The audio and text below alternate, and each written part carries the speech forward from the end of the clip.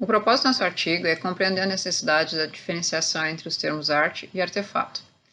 Consideramos as definições de acordo com seus ambientes de origem, aplicabilidade e pontos de encontro com a arte e o design.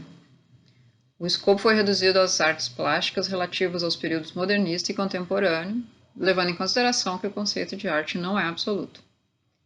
Para atingir esse objetivo, foi construída uma narrativa a partir dos textos de Flusser e Simon. Arte ou artefato nascem por um propósito e carregam um caráter embutido pelo seu criador. Entretanto, o propósito, o caráter e o ambiente em que são colocados e as interações que derivam desse ambiente tendem a influenciar na criação do criador.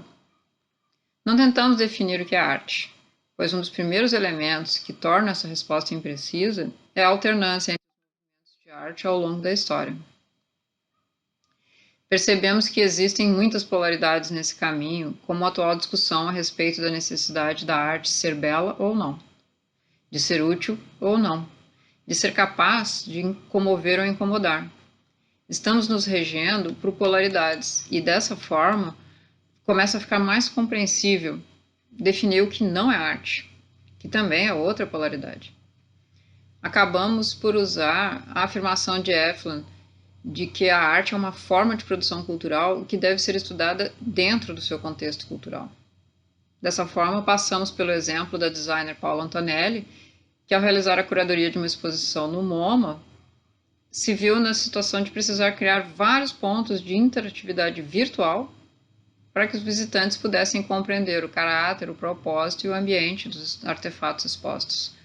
Com todos os itens dentro de caixas acrílicas e protegidos do manuseio, muito da significação disso ficou à mercê do repertório individual dos visitantes.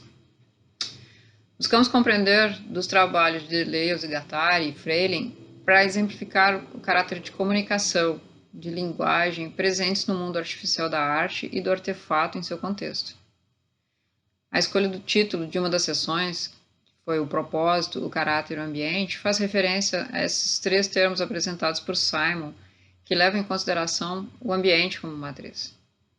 O objetivo é de apresentar como o propósito e o caráter do artefato podem ser interpretados ou alterados de acordo com o ambiente e suas variáveis.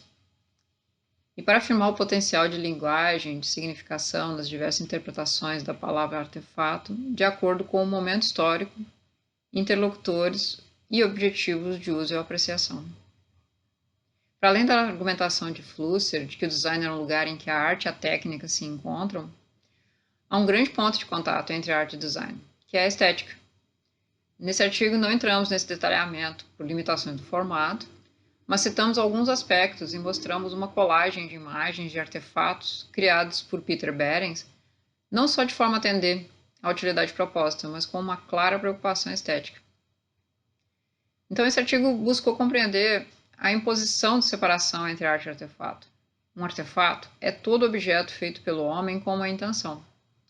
Para o design, nem todo artefato vai ser físico. Não existe distinção entre arte e artefato, mas fica clara a necessidade de se observar o propósito, o caráter e o ambiente que um objeto assume, seja ele classificado pelo interpretador como arte ou artefato. Desconhecer essas três dimensões torna menores as possibilidades de fruição dessa forma artificial de contato com uma cultura, seu tempo, suas representações simbólicas, bem como a sua linguagem estética. Eu sou Marina Rosa, mestranda do PPG de Design Estratégico da Unicinos, em Porto Alegre,